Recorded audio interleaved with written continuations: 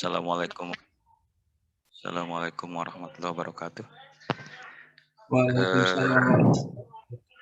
Pagi ini tanggal berapa? Tanggal 7 September ya, 2021. Ini adalah pertemuan kedua kita untuk mata kuliah pengujian dan penguasaan alat ukur besaran dimensi.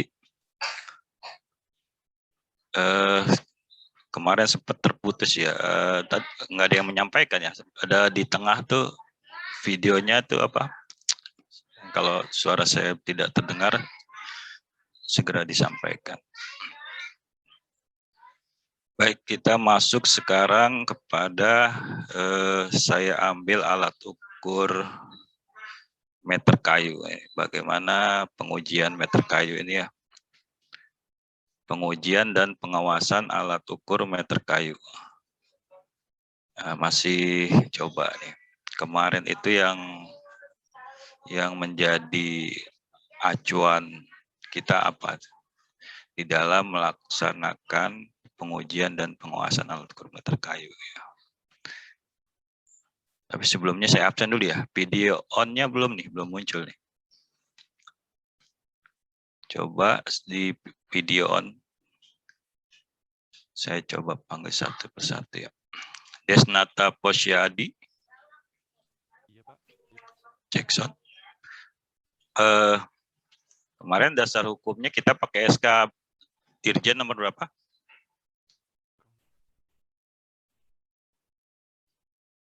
Jelas suara saya? Udah dibaca belum? Desnata Posya, Francisca Putri Palero.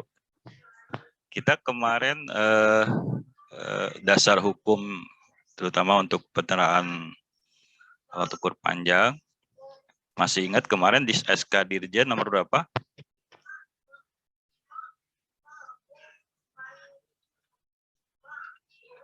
Ada yang tahu? Izin menjawab, Pak. Jawab, Pak. Ya. Ini bopuam apa aja awal supaya saya bisa tahu suara kalian dan video posisi kalian deh. Silakan. Ariananda ada siapa? Izin jawab, mungkin SK Dirjen nomor PDN 32 tentang standar alat ukur panjang, Pak. Sudah siap ya berarti, sudah siap mulai. Eza Vergi. Itu foto Iya, dari itu fotonya backgroundnya itu di mana itu ya? Kayak kenal saya. Waktu SMA itu, Pak. Oh, atau SMA mirip gedungnya di ada. Oke. Ini Ariananda udah ya, Ariananda. Apa kegiatannya? HMMI belum. Kalau pandemi gini kegiatannya apa HMMI? Masih online, Pak. Online. Kira-kira punya kreativitas apa nih HMMI? Kemarin alhamdulillah sudah terlaksana, Pak. Makrab online, Pak. Malam keakraban online. Malam keakraban online. Iya. Yang ke arah ini apa? Kan meteorologi itu kan belum banyak dikenal gitu ya. Ya samar dengan meteorologi, kadang-kadang orang suka ketukar gitu. Nah, itu sosialisasi, entah itu bagi-bagi stiker atau apa yang hubungannya mengenalkan meteorologi gitu kan, stiker meteorologi atau masker ya, masker sekarang juga. Nah, buat itu dirancang kegiatannya, ya, kalau kemungkinan minta dana juga bisa diajukan aja proposalnya. Fauza Yusuf. Hadir, Pak. Hadir. Ini gelap Fauza nih. Mati Iya, lampu. Pak. Ininya apa jaringannya? Karena saya bukan pakai webcam Pak, dari HP buat kameranya. Jadi kalau wifi-nya bermasalah tuh suka nge-lag gitu Pak, suka nge-freeze. Di mana Pak Izzat? Daerah mana? Di Bandung Pak, Ujung Berung. Bandung mana ya? Ujung Berung. Oh, ketua angkatan ya Fauzan ya, bukan? Ya Pak. Ya, ya. Seksi sibuk deh. Faza Salsabila Wahyu. Iya, Pak. Udah siap ya? Kita akan coba melihat klasifikasinya. Jadi klasifikasi konstruksi, ya konstruksi tadi baik yang apa kemarin tuh yang saya sampaikan, baik alat yang mau diukur, ya, alat yang mau diuji maupun konstruksi daripada alat yang dijadikan standar itu harus dilihat. Ya. So, dari klasifikasinya, tingkat kesulitan berapa gitu. Kita menggunakan standar tingkat berapa gitu. Nanti saya share ya, ada lagi ya aturan lagi PP peraturan menteri tentang tingkatan kesulitan dan tingkatan standar. Saya sengaja nggak saya share semua sekaligus gitu kan. Jadi per alat yang dilakukan pengujian aja meter kayu dulu. Gitu. Nanti kita kan fokusnya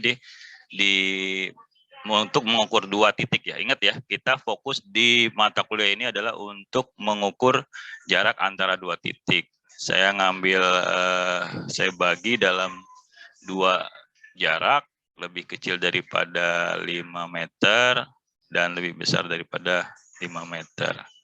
Yaitu meter kayu 1 meter dan bahan ukur ya, nanti ada bahan ukur. Yang kedua, yang setelah ini minggu depan nanti kita pengujian dan pengawasan alat ukur bahan ukur ya. Sekarang ke meter kayu dulu. Sebenarnya meter kayu itu ya banyak itu, jangan 2 meter, 5 meter. Tingkat kesulitan maupun standar tingkatan yang digunakan juga beda. Kemudian dan cara pengukuran. Rizky Ainul Zahro. Nah, ini di kantor kayaknya ya. Itu kayak ruangan kantor itu bukan? Di mana? Background, Pak. Background. Virtual background, iya. Oh, background. Iya.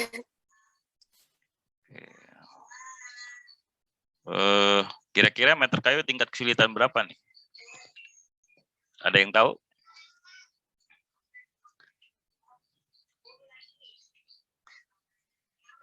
Adrian Pardomuan ya, coba. Meter kayu tingkat kesulitan berapa itu?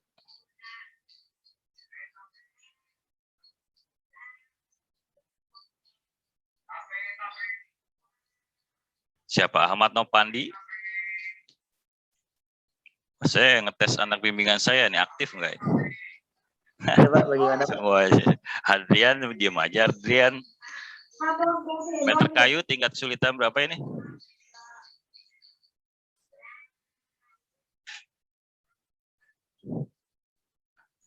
Dia konstruksinya skala-skala gitu ya, mirip penggaris. Memang penggaris untuk mengukur kain gitu, panjang kain. Ya silakan, siapa nih? Nama seperti biasa ya, yang aktif itu ada nilai khusus.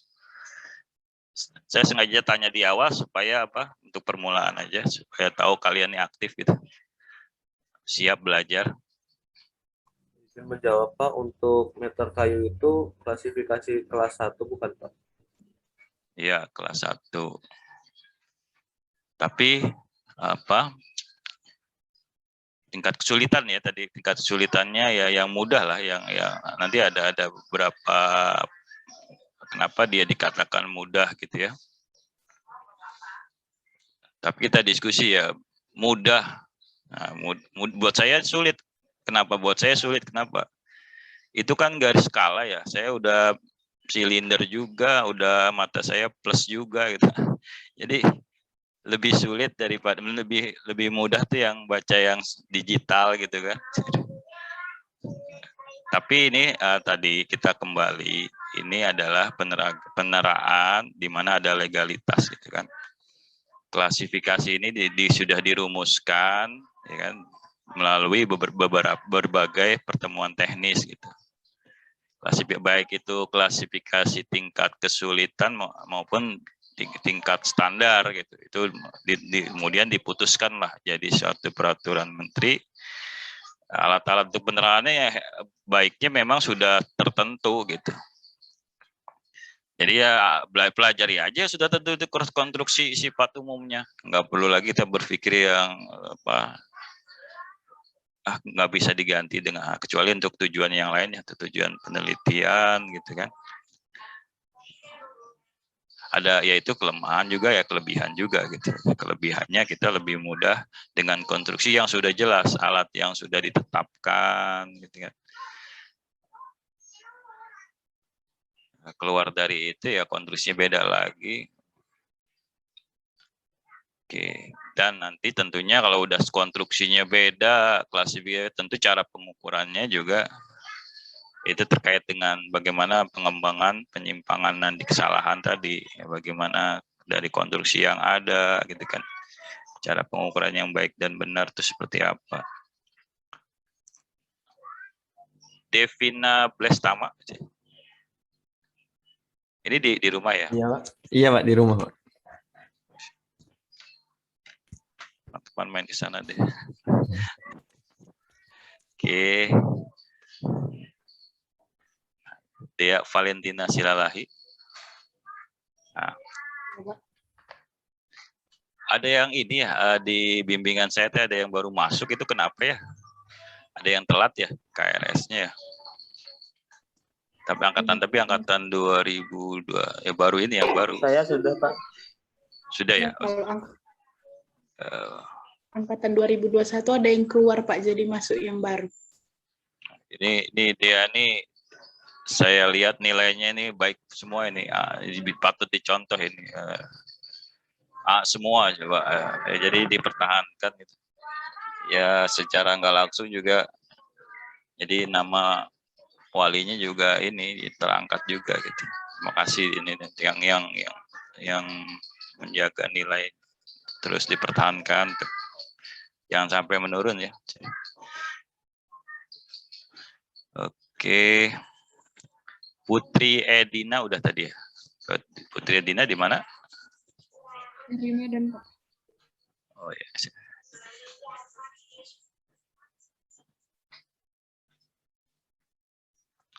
Kita pendahuluan dulu. Yang kemarin itu saya menyampaikan, saya beri gambaran. Ini penting ya, karena lulusan Akademi Meteorologi dan Instrumentasi itu bisa ke beberapa profesi ya, yang ada di Indonesia itu kan, yang pernah saya bilang ada penguji mutu barang, bidangnya ada penguji mutu barang kalibrasi dan pengujian uji produk ya. Kemudian ada lagi penerak di kementerian. Nah, jadi ya seandainya sebenarnya sejalan, cuman lebih ke tujuan masing-masing kegiatan itu. Nanti saya mau coba konsep pengukuran itu dilihat dari kegiatan ya, kita ini point of view-nya ada peneraannya. Ini saya coba untuk kegiatan pengukuran secara global, saya coba ulang lagi ya. Jadi sebenarnya itu dibedakan, terutama tingkatan verifikasi dan kalibrasi ini. Kalau verifikasi, cirinya adalah kemampuannya minimal sama. Gitu. Kalau udah lebih tinggi berarti dia termasuk kategori kalibrasi. Berarti verifikasi dengan kemampuan yang enggak di bawahnya pun sebenarnya tetap verifikasi, apalagi minimal sama, tidak lebih tinggi. Nah, ini ya kenapa ya enggak lebih ke untuk konsep pengukuran kegiatan peneraan itu, nanti kita lihat verifikasi kalibrasi itu verifikasi SUML itu kan sama aja kalibrasi juga, kita verifikasi dengan standar yang lebih akurat gitu. Dan dari konsep pengukuran itu sebenarnya sudah jelas tingkat kategori verifikasi itu adalah batasan kemampuan minimal sama. Kalibrasi sebagai konfirmasi uji kemampuan dengan tingkat kemampuan yang lebih tinggi.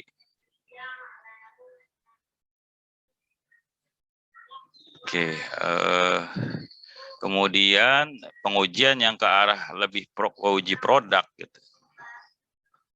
Nah, ini dalam hal ini produk banyak ya, produk-produk yang diekspor gitu ya. Contohnya helm itu punya uji ketahanan, kekerasan, uji ergonomi. Kalau pengujian menurut konsep pengukuran kegiatan untuk peneraan, ya uji produk itu, uji alat ukur itu sendiri ya. Misalkan uji meter, jadi dia berdasarkan persyaratan dan syarat-syarat meteorologis untuk menguji produk alat ukur ya dengan peneraan gitu. Kalau di meter kayu uji kebenaran, uji ketebalan, uji ya dilihat dari konstruksinya, lebar dan ketebalan, terus kekuatan dari meter kayu. Kalau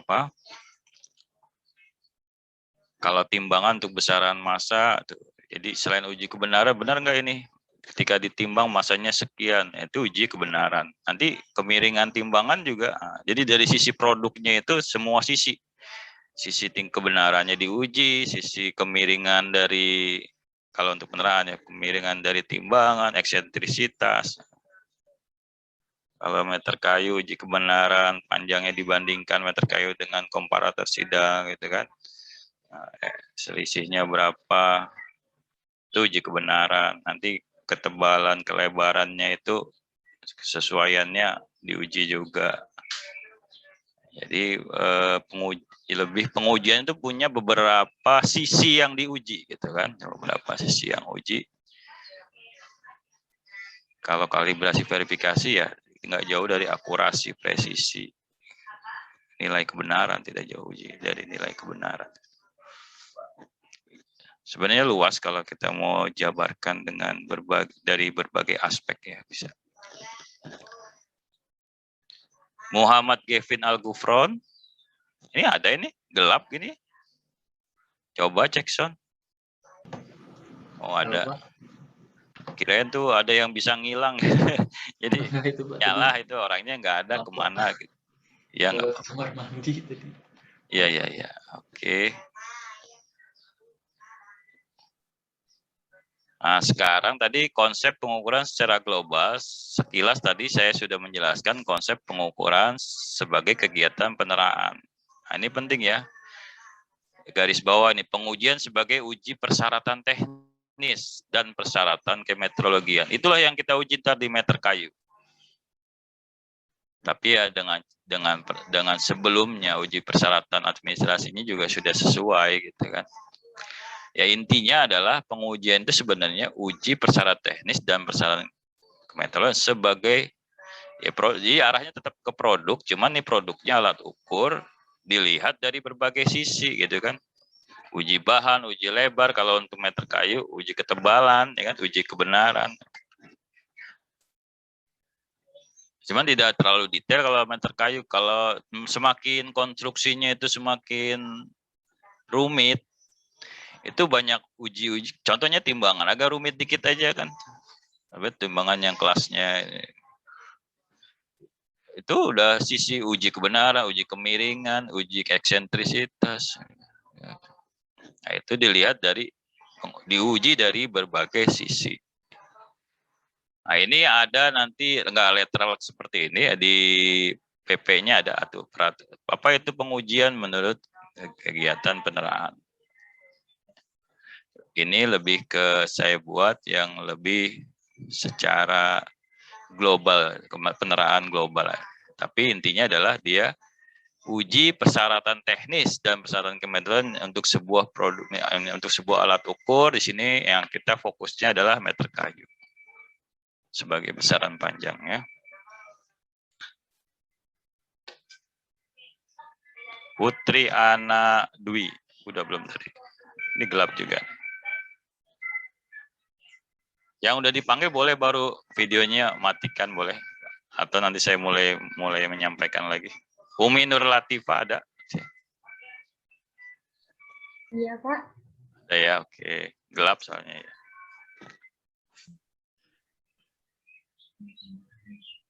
Kita lanjut ya. Ini penting disampaikan terkait istilah ada di PP. Kalau penerahan itu kalian rajin baca aturan aja, peraturan undangan ya. Se-SK Dirjen, peraturan menteri yang terkait dengan kalau kita sekarang panjang, pengukuran panjang.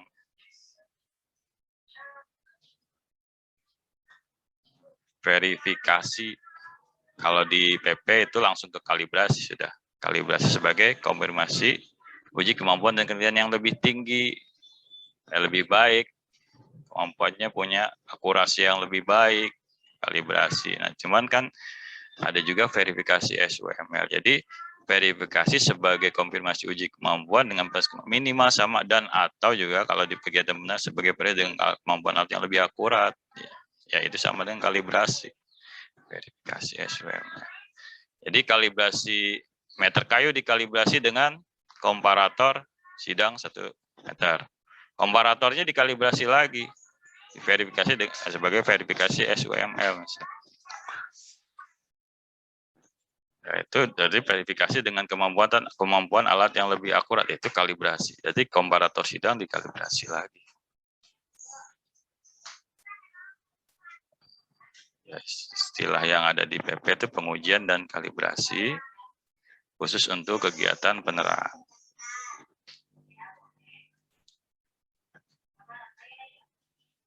Nanti ada ini ya, tutorial tadi asistennya udah menghubungi saya.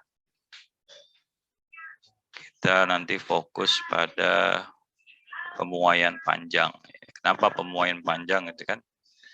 Kita yang fokus kita adalah meter kayu dan bahan ukur ini ada dari baja, materialnya itu punya koefisien muai. Meter kayu ada dari plastik, ada yang bahan ukurnya itu dengan bahan material yang berbeda.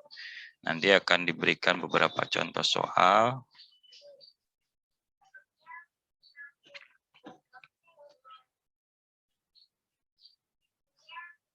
Total jumlah kita yang ngambil dimensi Faujan berapa orang ya?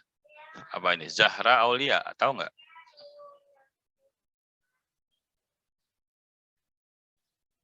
Gimana Pak? Total yang ngambil kuliah dimensi berapa orang semuanya? Kalau dari angkatan 20 itu kan 54. Kalau dari angkatan 19 saya tahunya cuman Kang Valdi doang, Pak. Iya, satu doang. Oh iya, emang satu berarti, Pak. Jadi 55. 55 ya. Iya. Valdi ya tadi udah dipanggil Valdi. Hadir, Pak. Oke.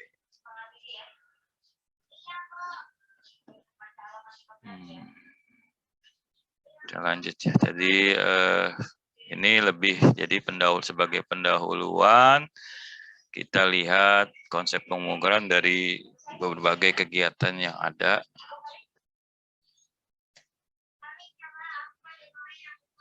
Nah, kemudian kita harus tahu juga klasifikasi meter kayu itu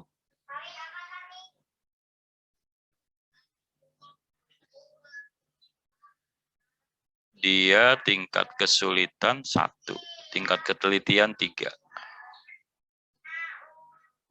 Tingkat ketelitian 1 berarti lebih baik ya, 3 itu jauh. Kita lihat di sini tingkat kriteria tingkat kesulitan ya, tingkat ketelitian itu tingkat 1, 2, 3. Yang digambarkan di klasifikasi yang saya tampilkan ini untuk tingkat kesulitan 3 itu dilihat dari kapasitas, akurasi. Jadi ini dalam suatu pertemuan teknis dirumuskanlah tingkatan kesulitan untuk alat ukur yang dilakukan ujian berdasarkan unsur-unsur kapasitas, akurasi, presisi, konstruksi, instalasi, metode, standar, dampak waktu, perhitungan, keamanan, dan keselamatan kerja. Ini dirumuskan dalam suatu pertemuan teknis. Boleh nggak setuju ya? Meter kayu termasuk tingkat kesulitan 1 yang paling termasuk yang mudah. Tingkat kesulitan 1 berarti oh ini kapasitas kecil, akurasi kasar, presisi rendah, konstruksi sederhana, instalasi sederhana, dampak kecil, cepat. Kalau yang matanya nggak bagus ini perlu pakai kaca pembesar nih. Ya nggak mudah juga tingkat meter kayu. Tapi itulah pertemuan teknis ya. Pertemuan teknis itu tentunya sudah melihat dari berbagai sisi sehingga bisa dirumuskan mana yang termasuk kategori tingkat kesulitan 1. Nah, kebetulan meter kayu berada di tingkat kesulitan 1. Kapasitasnya kecil, akurasinya kasar. Tingkat kesulitan 3 berarti termasuk kasar ya. Akurasinya ya. Tingkat ketelitian 3 itu. Presisi rendah, konstruksinya sederhana. Udah pernah tahu belum meter kayu? Pernah, Pak. Rizky Ainul, Zahra pernah lihat? Fani Nuriska.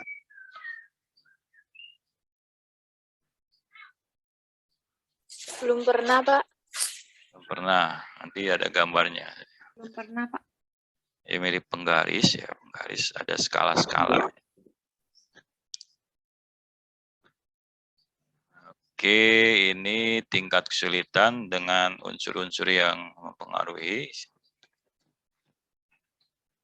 Kemudian klasifikasi untuk meter kayu ini di tera, ya tingkat telitian 3 yang tadi akurasinya kasar tadi, di tera dengan komparator sidang.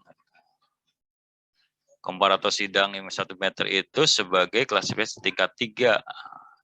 Kita mengenal dulu nih standarnya itu dengan komparator sidang di tingkat 3. Tingkat 3 tuh klasifikasi tingkat 3 itu untuk standar dia berarti kapasitas sedang, akurasi sedang. Ya iyalah, akurasi tadi kan akurasi meter kayu kasar. Ya harus yang lebih tinggi, akurasinya sedang. Benar kan? Memenuhi kan? Dikalibrasi, lah itulah kalibrasi atau penerapan harus punya kemampuan yang lebih baik. Akurasi meter kayu tadi dibilang kasar. Sekarang komparator sidang, akurasinya sedang. Bisa. Kalau verifikasi tadi kasar dengan kasar, sedang dengan sedang, atau yang tingkatnya di bawah, sedang dengan kasar, tergantung dari yang lebih baik. Itu yang lebih masuk kategori verifikasi adalah harus minimal sama kemampuannya. Kalau kalibrasi kemampuannya lebih tinggi. Kemampuannya lebih tinggi. Itu tadi akurasi untuk komparator sidang termasuk sedang, tingkatan 3. Akurasi di meter kayu kasar. Presisi sedang. Konstruksi, tadi presisi apa meter kayu? Rendah. Konstruksi sederhana. Konstruksi sangat rumit. Kalau untuk komparator sidang. Kalau meter kayu tadi konstruksi sederhana. Pasti di sini dilihat dari berbagai sisi yang dijadikan standar, dia harus punya kemampuan yang lebih baik. Metode sangat rumit, dampak sangat besar, waktu sangat lama. Keamanan sangat bahaya. Karena berat itu ya. Bahannya juga kan beda. Kayu dengan bahan meter kayu itu kayu. Bahannya udah beda dengan komparator sidang. Lebih berat daripada meter kayu. Oke, jadi ini klasifikasi tingkatan point of view-nya adalah tingkatan standar. Saya tadi memperlihatkan yang dijadikan standar, nanti kalau dibandingkan dengan yang yang diuji itu dengan tingkat kesulitan tertentu, nah inilah kita harus yang pilih yang lebih baik yang dijadikan standar kemampuan.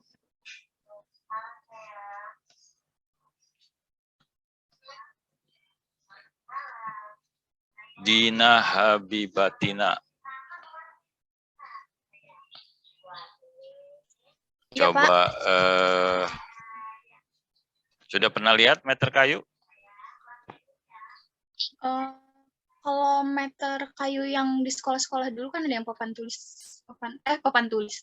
Apa namanya? Penggaris kayu. Penggaris kayu. Penggaris yang kayu. sekolah-sekolah. Ini lihat nih ya gambarnya ya. Kelihatan nggak? Kelihatan Pak Aman. Seperti penggaris kayu. Cuma pasti beda aja dengan penggaris kayu apa ini? Mangga. Boleh saya lagi. Mungkin Kira-kira bedanya bedanya? penggaris kayu sama meter kayu di skalanya. Skala Noniusnya yang mungkin kalau meter kayu lebih ke meter, kalau penggaris kayu kan isinya sentimeter sama milimeter. Percaya nggak dengan garis-garis yang ada di penggaris kayu yang di sekolahan tuh, yang Kenapa Pak, maaf jaraknya tadi udah sempat terputus? percaya nggak dengan yang meter kayu? Lebih percaya mana dengan meter kayu kain ini untuk mengukur kain? Kalau kain Penggaris meter kayu ini. Penggaris kayu tadi, lebih percaya mana kamu dengan yang meter kayu ini? Lebih percaya meter kayu ini. Ya, karena apa? Dia punya standar skala-skala yang diatur dan sudah ada uji sebelumnya yang dikatakan dia bisa dijadikan sebagai suatu alat ukur dengan konstruksi tertentu. Ada nanti persyaratan teknisnya untuk meter kayu. Kalau penggaris kayu itu saya yakin belum ada itu. Saya bikin bisa juga kan, saya bikin skalanya, saya kayu itu saya belah, terus saya kasih skala, garis-garis skala gitu. Jaraknya juga belum tentu dipercaya apa yang saya buat gitu kan. Nah, itu sudah mulai sedikit-sedikit konstruksi. Ya, ini kebetulan masih alat ukur yang nanti belum yang ada rekayasa elektriknya. Interferometer yang lebih canggih atau yang laser biasa sederhana, gimana dia bisa mengukur jarak. Atau nanti proximity sensor. Dilihat konstruksinya aja udah berbeda jelas gitu kan. Tapi sama-sama mengukur panjang. Sehingga kalau kita menggunakan dia sebagai alat ukur, cara membandingkannya antara konstruksi yang satu dengan konstruksi yang lain, caranya udah berbeda kan.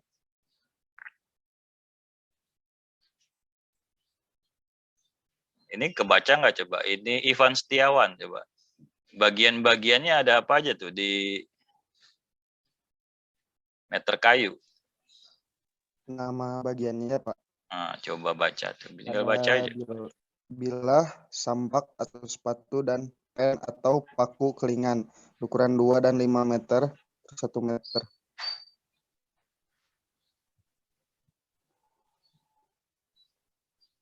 Dia konstruksinya punya nama, bilah, sampak, sepatunya ya kan.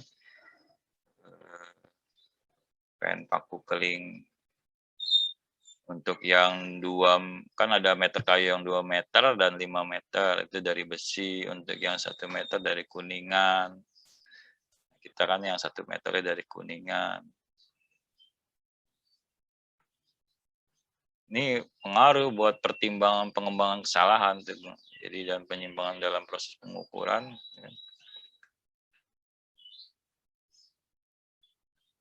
Kayu itu perlu diberi sampak.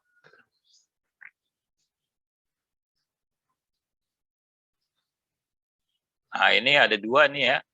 Coba biar langsung paham. Meter kayu yang panjangnya berapa nih? Thomas Rocky, Roganda.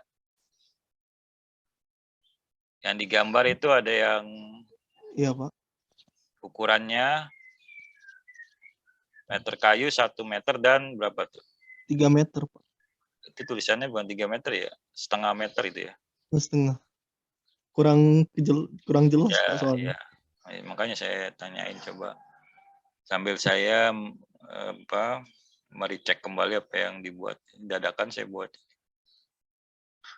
Ya untuk menunjukkan gambaran alat ukur itu konstruksi untuk meter kayu itu ya memang simpel sangat. Tadi kan dilihat tadi konstruksinya sederhana. Mampu usut. Mampu usut kalau kalian mau ukur apa ya ya diusutnya mudah gitu. Ketika panjangnya 1 meter diletakkan di komparator sidat dibandingkan untuk melihat sehingga mampu usutnya itu langsung dengan teliti kita melihat angka gitu. Kemampuan kepekaannya naik histeresis naik turunnya, kemudahan bacanya ya kan, kemudahan baca, kemudian konstruksinya itu untuk jenis meter kayu dari konstruksinya aja udah kebayang. Histeresis itu kalau kita ingin mengukur dari yang terkecil sampai yang terbesar, kita rubah titik pengukurannya gitu kan. Itu kemampuan histeresis alat meter kayu itu bisa dari konstruksi bisa tergambar. Kalau yang digital gimana itu? Digital konstruksinya udah beda. Kestabilan 0, kita dibanding diletakkan komparator sidat samping dan kemudian sampingnya meter kayu. Ya sama mudah, tinggal sama seperti kita mengukur jarak kita tadi ya penggaris kayu yang ada di sekolahan itu kan. Dibandingkan dengan alat ukur lain lagi di posisi pergeseran stabilan 0-nya dengan konstruksi yang jenis ini, nanti ada konstruksi dengan yang jenis ban ukur. Konstruksi standarnya bagaimana kita lihat. Bagaimana dia kestabilan 0-nya gitu. Memposisikannya dia ya kan kuncinya pengukuran sebenarnya di titik 0-nya. Titik 0-nya udah nggak bagus, posisinya nggak stabil, nggak tepat. Kesananya udah salah, pergeseran kestabilan 0.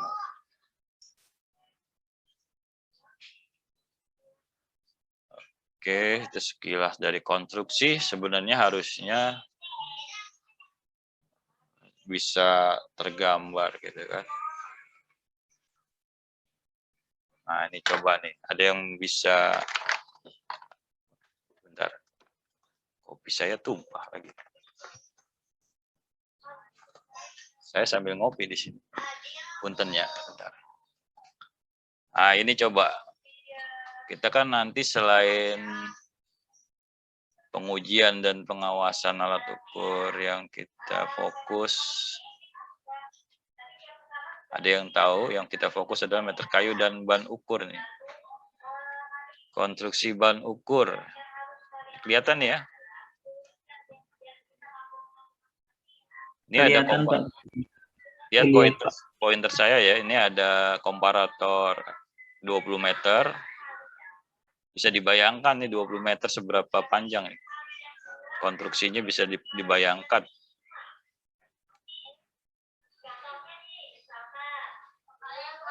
Kemudian ini ban ukur yang mau diukur di komparator 20 meter. Bahannya ada yang dari baja, ya, beda-beda ya. Kemuluran memuai nggak panjangnya ini. Kemudian nih ada komparator, konstruksinya. Apalagi dengan hanya yang berupa gauge block itu termasuknya. Nah ini poin nih. Menurut kalian gauge block itu termasuk alat ukur, instrumen ukur atau objek ukur? Alat ukur, Pak. Kenapa? Dia tidak menggunakan arus, tidak membesarkan listrik. Tapi di gauge block. Ya, tapi kan? Di gauge block itu ada yang apa yang kotak-kotak itu ada yang kecil sampai gede gitu. Ya. Ya, ada nilainya itu. Kan Iya, tadi yang saya baik. tanyain adalah ini termasuknya alat ukur, instrumen ukur, atau objek ukur? Objek Alat- ukur bukan, Pak? Alat ukur, Pak. Yang objek ukur tadi siapa tuh? Alasannya? Karena gauge blocknya itu dipakai buat ngukur gitu, Pak. Misalnya kayak di gauge blocknya misalnya tertera 1 cm, terus nanti dipakai kayak micrometer screw atau apa, apakah benar di micrometer screw-nya itu menunjukkan 1 cm atau enggak, kayak gitu. Menurut saya gitu, Pak. Ada yang lain?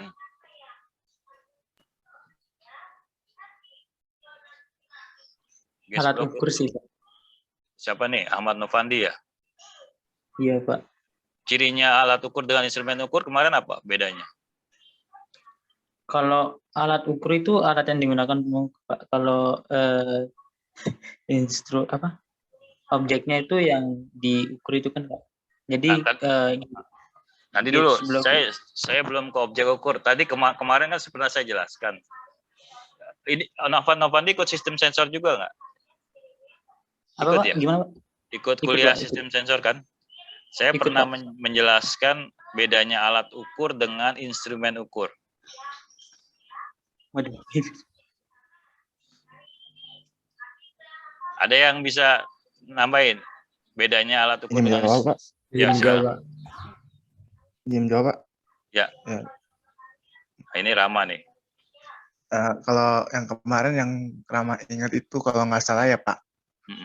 Itu kalau alat ukur itu keluarnya alatnya doang gitu, Pak. Jadi nggak ada kayak kayak listriknya gitu di kita mengubah sinyal mengubah sesuatu gelombang elektromagnetik itu, Pak. Kalau instrumen itu menggunakan prinsip itu, Pak.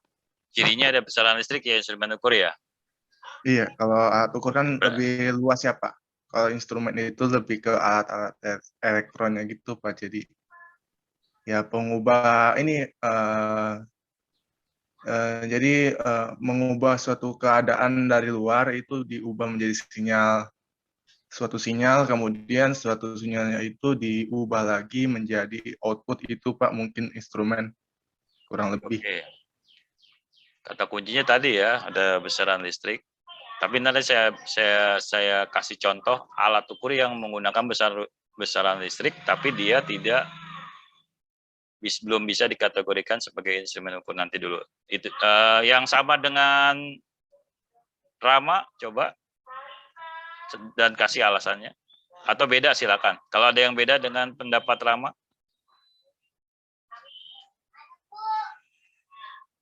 Sama semua ya? Sama dengan Rama? Sama, Pak. Berarti kalian dengerin ya apa yang saya sampaikan ya. Coba ini. Oh, ada ini ya. Ada chat dari mahasiswa ini. Izin live, ada pekerjaan satu orang. Oh, Ahmed dari host.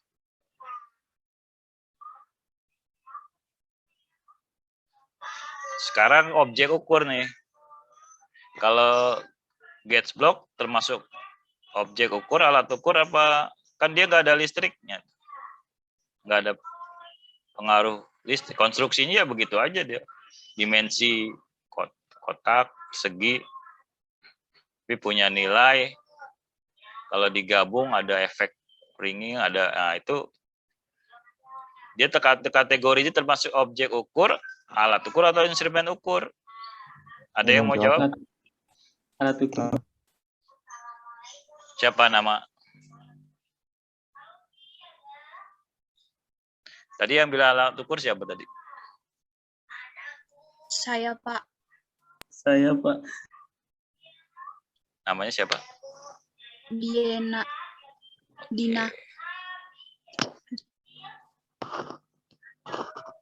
Ada lagi yang lain?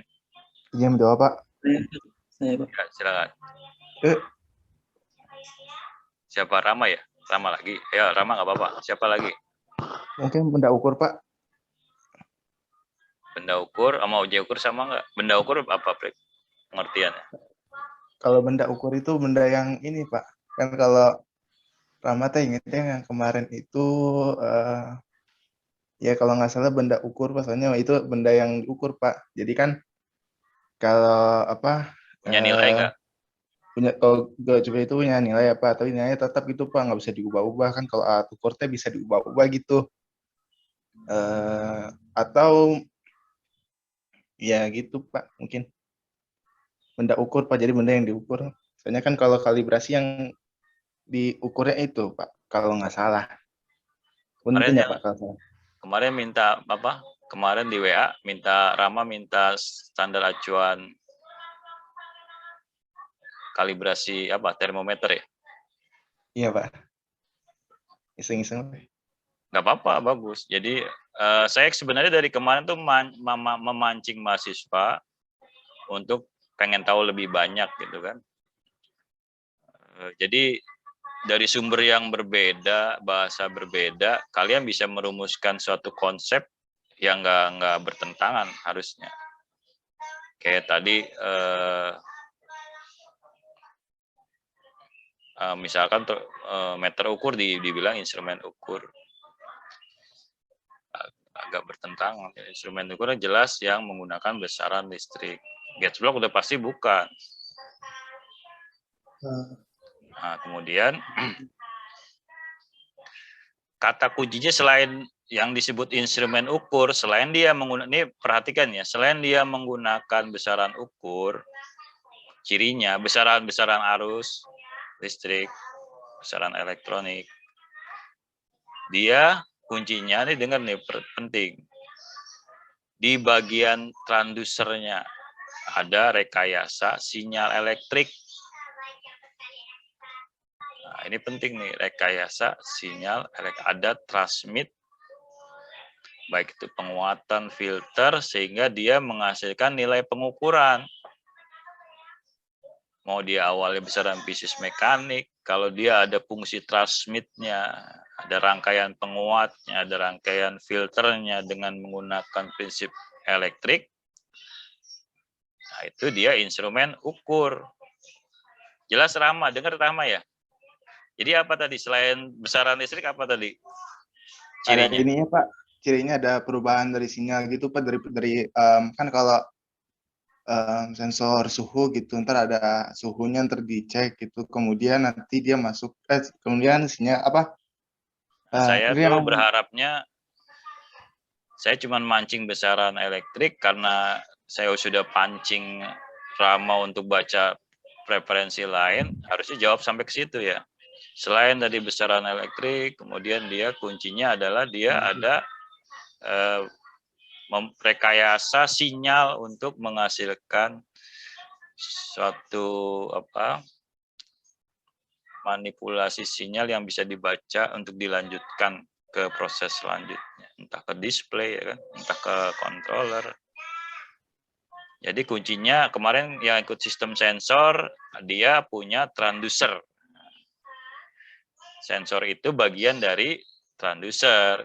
Kenapa dia dikatakan transducer? Karena sudah ada penguatan sinyal, sudah ada filter sinyal. Konstruksinya alat ukur yang instrumen untuk kegiatan pengukuran instrumen ukur, konstruksinya sudah beda dengan yang tidak menggunakan prinsip seperti instrumen ukur, itu sudah beda.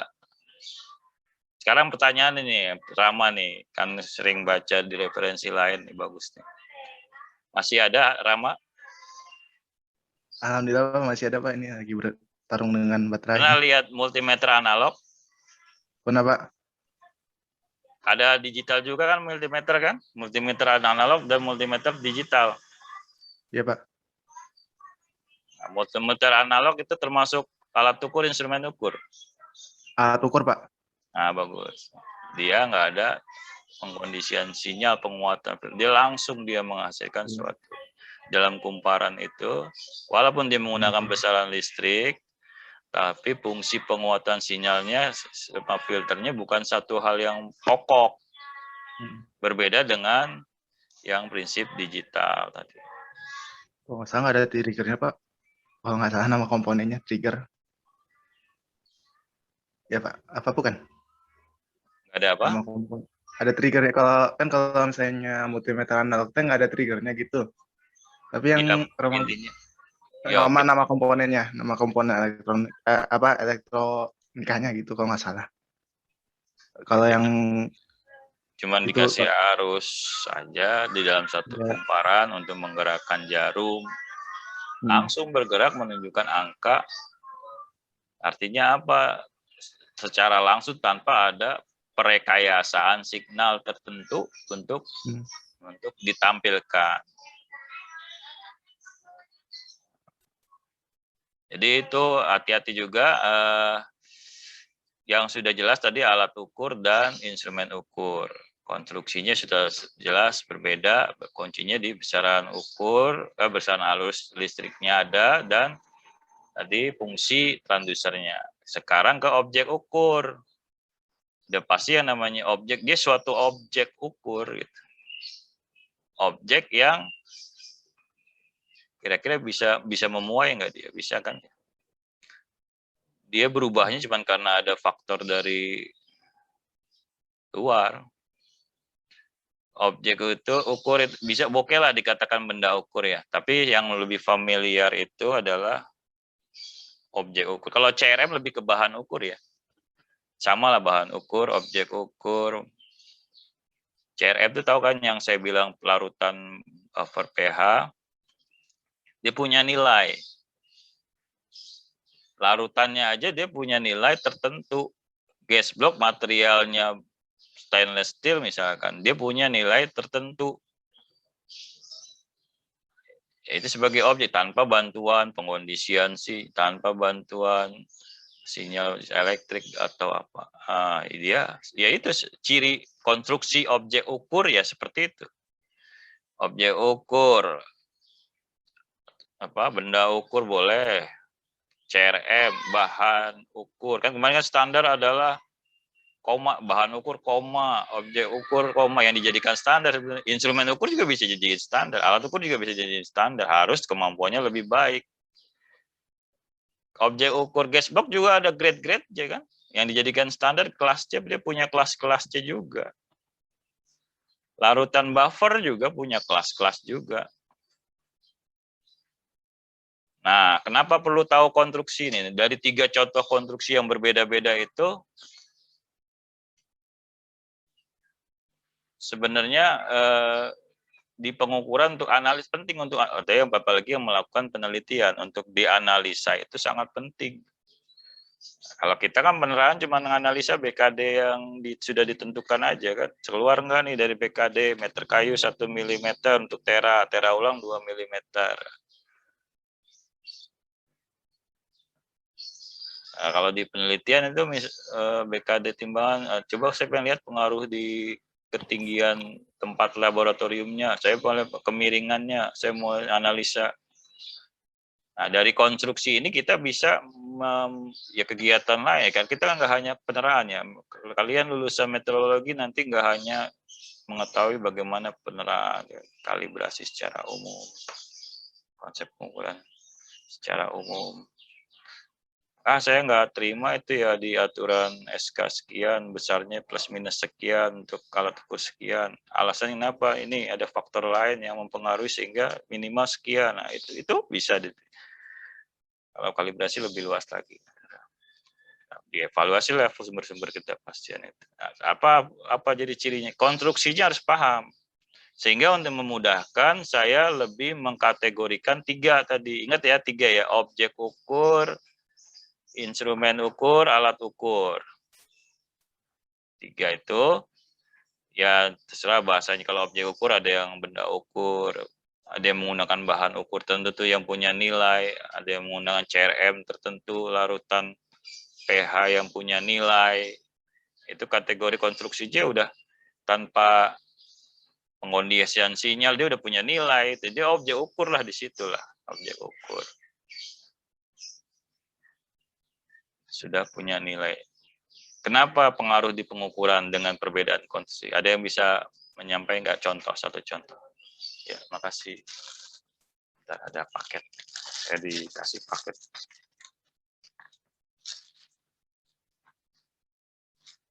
Contoh pentingnya, boleh, silakan. Pentingnya konstruksi. Kenapa perlu kita mengkategorikan? Kita tahu ini termasuk alat ukur yang kategorinya konstruksinya seperti apa nih, yang seperti instrumen ukur kah, seperti alat ukur biasa kah, seperti objek ukur. Kemarin sudah saya sampaikan, contoh nih, penting ya, ini saya memberi gambaran konstruksi itu penting, walaupun saya karena meter ukur prinsipnya sangat sederhana, saya ngambil contoh kemarin apa? pH meter dibandingkan dengan pH meter.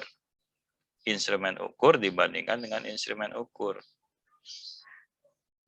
Ya, tinggal kalau kalian tahu pH meter, tinggal dicelupkan aja di dalam suatu wadah yang punya nilai larutan, dicelupkan.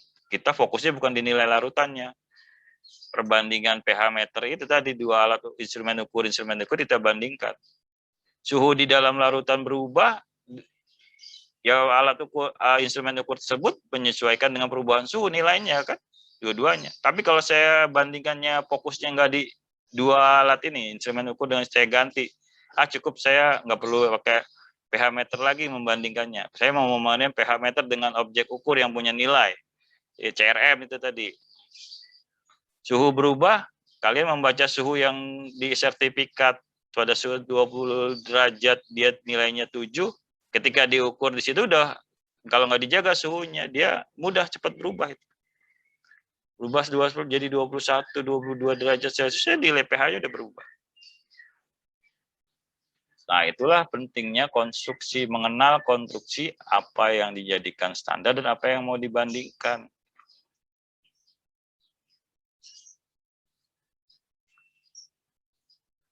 Untung saya lebih fokus ke yang sederhana dulu ya, meter kayu, nanti pengujian meter kayu dan kemudian pengujian ban ukur.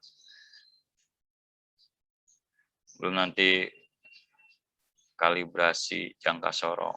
Standarnya pakai apa? Pakai gauge block.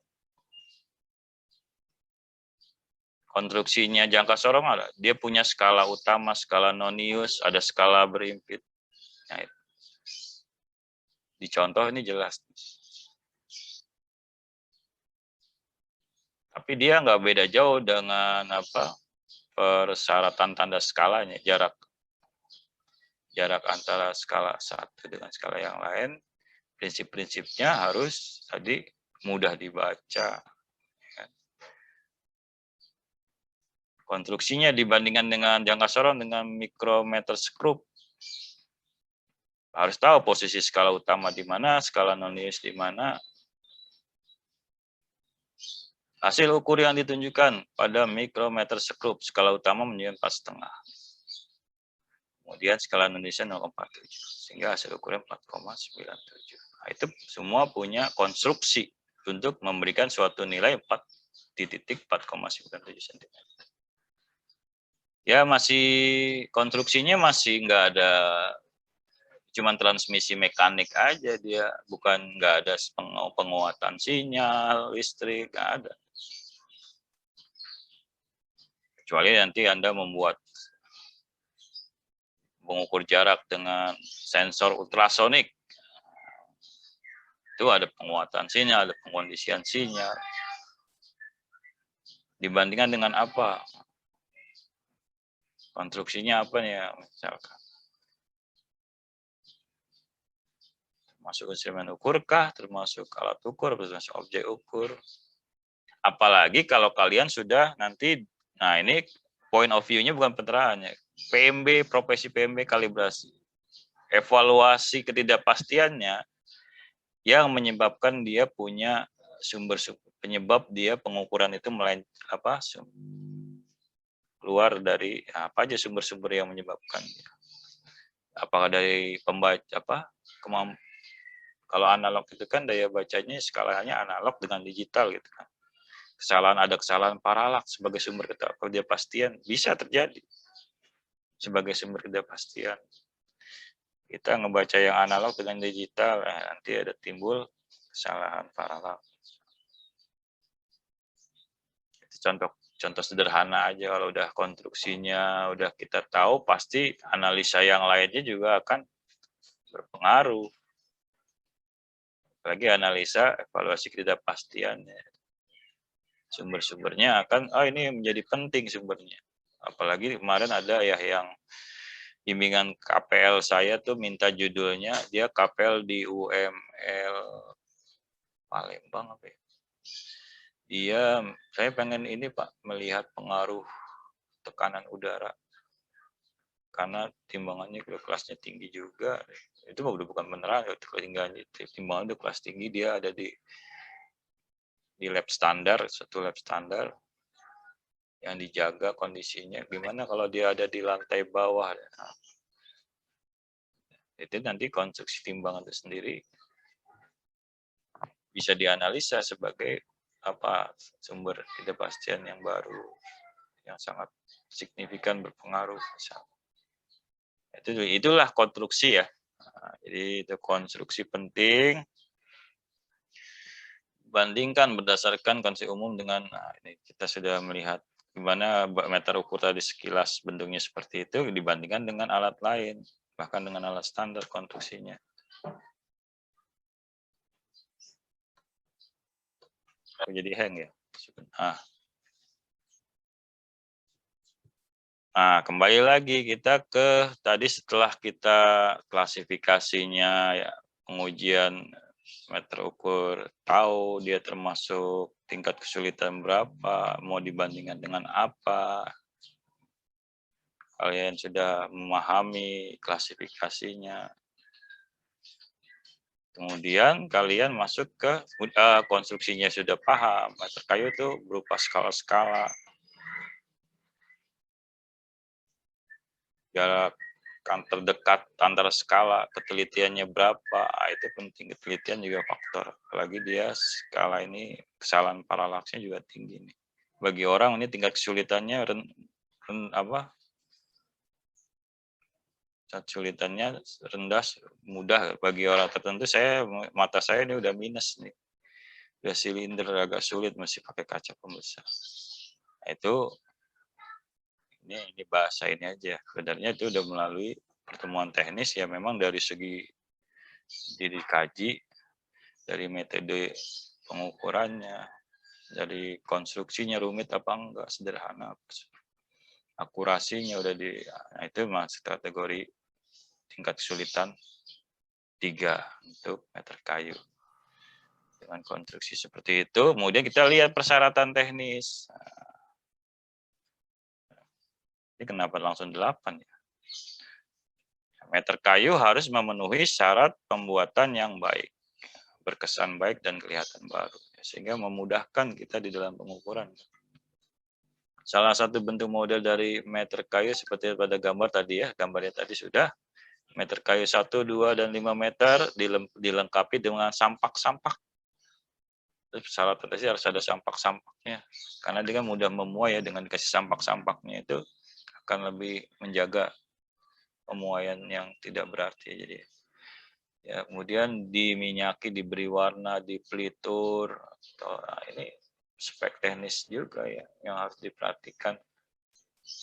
Memeliharanya secara teknis bagaimana diawetkan. Kemudian kayu yang dipakai harus tidak mempunyai mata kayu atau yang tidak berlubang-lubang. Jadi kekuatan bahannya juga kan tidak mudah pecah, tidak retak. Coba yang penggaris kayu tadi di sekolahan itu mudah patah juga.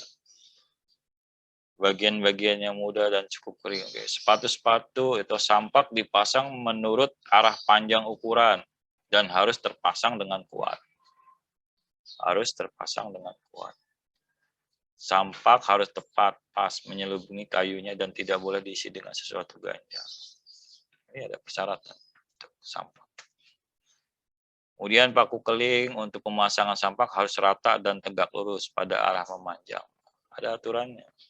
Tanda-tanda atau sebutan dan garis skala pada meter kayu 1 meter dicapkan, sedangkan pada meter kayu 2 dan 5 meter dibakar. Ya nggak mudah hilang tuh. Garis skalanya kalau nggak asal digaris-garis, nggak ada teknik pembuatan meter kayu ya, itu harus dibakar. Sebentar kok di charger Laptop saya udah lowbat ya, sebentar. Saya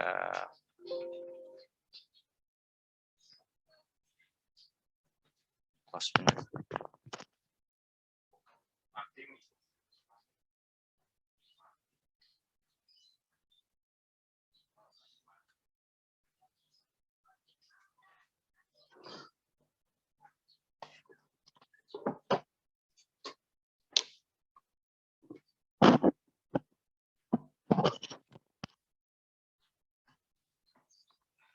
Tiba-tiba mati di jalan.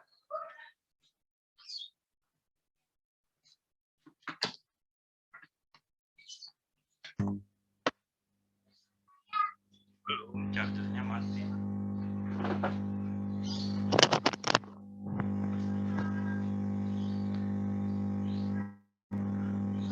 Oke, kita lanjut ya.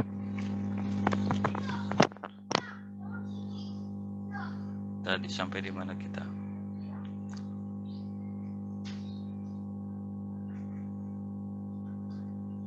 Ya, yang izin ke toilet silakan ya. Saya juga masih ini membenarkan ini laptop nih. Mohon maaf bertanya. Ya silakan, langsung aja. Sebelum berlanjut, tadi masih kurang paham sama yang gauge block itu berarti jadinya objek ukur ya Pak?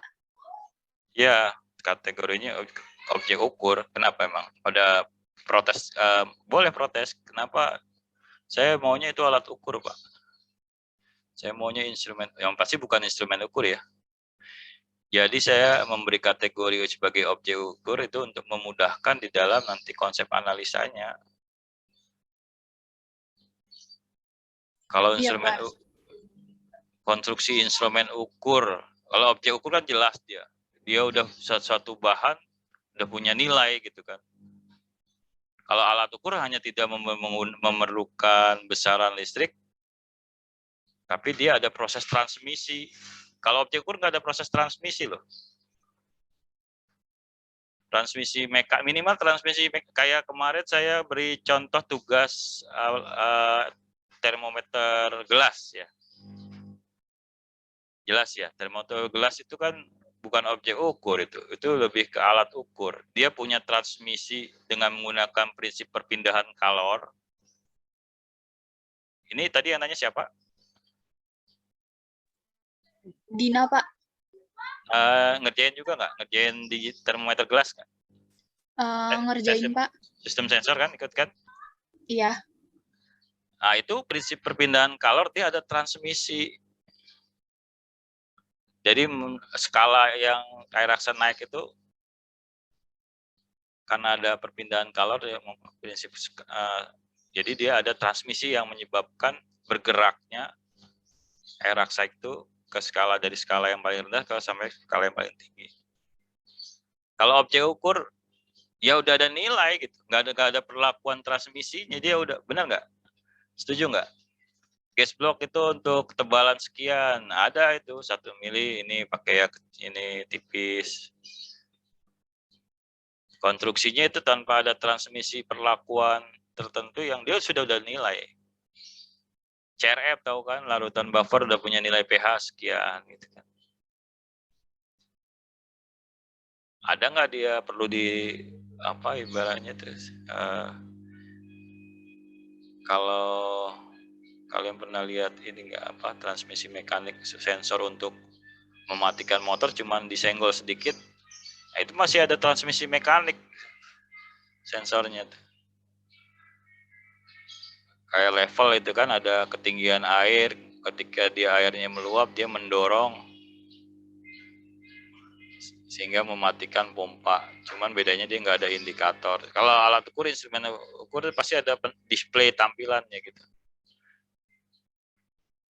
Kalau air tuh masih belum ya kan level itu dia nggak menunjukkan level berapa, cuman pada level ketinggian tertentu misalkan dibagi tingkat level rendah, sedang, tinggi, tiba-tiba pompa mati karena tadi pelampungnya itu naik ke atas menutup ada transmisi mekanik, cuman dia nggak memberikan display ini di ketinggian berapa gitu. Jadi kuncinya apa? Kunci konstruksinya adalah yang dinamakan alat ukur maupun instrumen ukur pasti ada transmisi proses yang menyebabkan dia ada perubahan nilai. menunjukkan angka tertentu. Kalau instrumen ukur jelas displaynya itu ya berupa display digital. Alat ukur bisa berupa skala garis. Cuma dia ada, kalau objek ukur dia udah objek benda, dia udah ada nilainya. Terbuat dari apa sih gauge block sih? Kalau larutan pH, dia larutan, sebuah larutan punya nilai. Pada suhu sekian dia punya. Jelas ini jelas? Tadi yang nanya. Dina? Jelas, Pak. Oke, Jelas. jelas. Enak kan kalau kita udah tahu konstruksinya, mudah kita menganalisanya. Tadi menarasikannya itu juga mungkin kalian bisa lebih baik dari saya. Tapi secara perbedaan kalian harus sudah tahu, paham. Apalagi bisa memberikan contoh yang lebih banyak lagi. Nah, kita lanjutnya, ini ada persyaratan teknis untuk meter kayu sederhana, dia enggak ya, tanda-tanda sebutan garis, kemudian bagaimana cara supaya dia tidak mudah terhapus dengan dibakar, meter kayu tidak boleh bengkok atau memuntir, ukuran bahan ukuran bahannya pun ada ketentuannya nanti.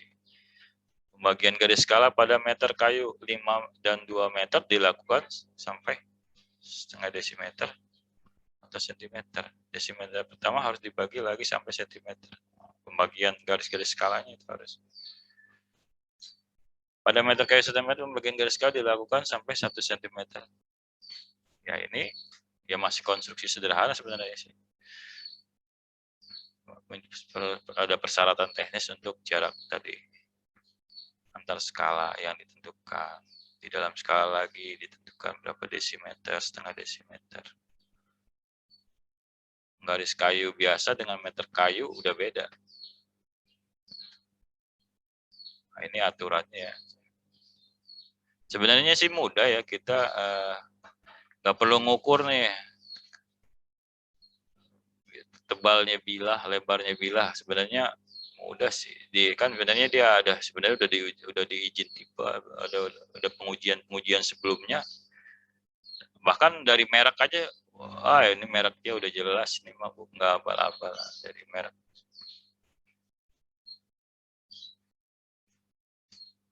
Dan kebanyakan orang pakai, kemudian orang yang memuaskan dengan alat tersebut dengan merek tertentu udah langsung diuji ya, itu kan persyaratan awal untuk penerapan sebenarnya. Cara ngeceknya yaitu cara termudah itu tadi. Oh udah pasti ini merek A ini dengan tipe ini masih kekuatan. Ada lagi konstruksi glassware, gelas ukur ya, glassware itu gelas ukur yang tipe A gitu kan, dengan toleransi plus minus. Wah udah percaya nih mereknya ini udah garis-garis skalanya juga ya nggak keluar dari standar gitu. Ya kalau memang produknya baru dikenal, memang harus diukur bener nggak ini tebal lebarnya bilah sampak segini.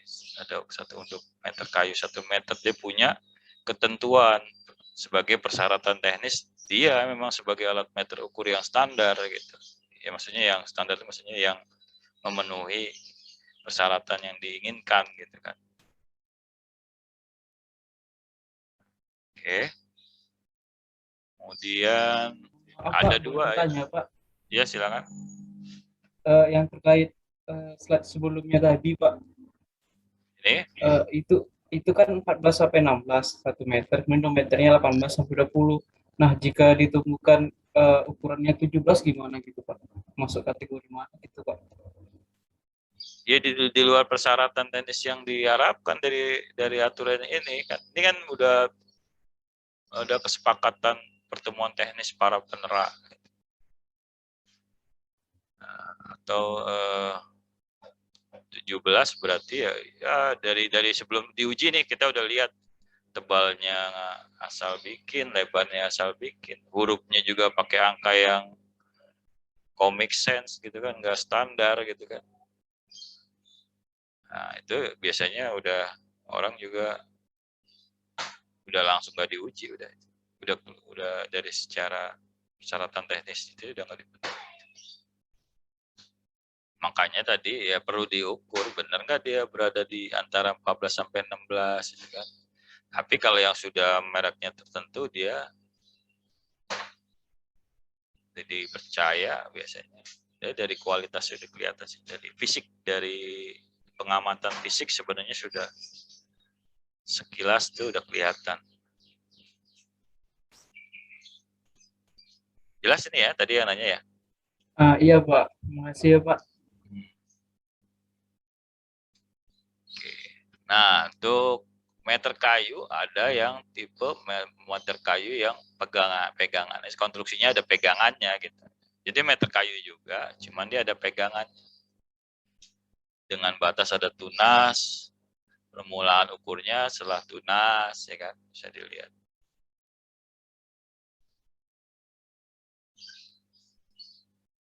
Ya, coba ini siapa ya, masih 52 nih. Yang belum saya sebut siapa, Habibur Rahman lagi. Habibur Rahman sering saya panggil. Rara, coba Rara. Bagian-bagian dari meter kayu pegangan, coba. Bahannya terbuat dari apa aja tuh? Tinggal baca aja ya. Bisa, Rara?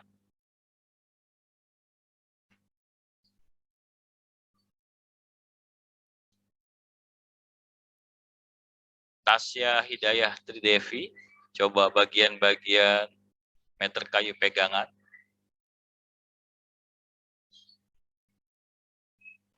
Iya, Pak. Coba dibaca. Jadi saya nggak ngerasa sendiri ya, cuma jelasin ngomong sendiri. Iya, Pak. Yang nomor 1 sampai 4 itu ya, Pak? Iya, coba dibaca. Ya, bagian bilah bahannya dari kayu yang baik. Kemudian nomor 2 sampak terbuat dari bahan kuningan. Yang ketiga bagian tunas terbuat dari kuningan. Dan yang keempat paku keling terbuat dari kuningan. Ini ciri khasnya dia ada pegangan ya, makanya dinamakan meter kayu pegangannya sama ya sifat umumnya dengan yang tadi.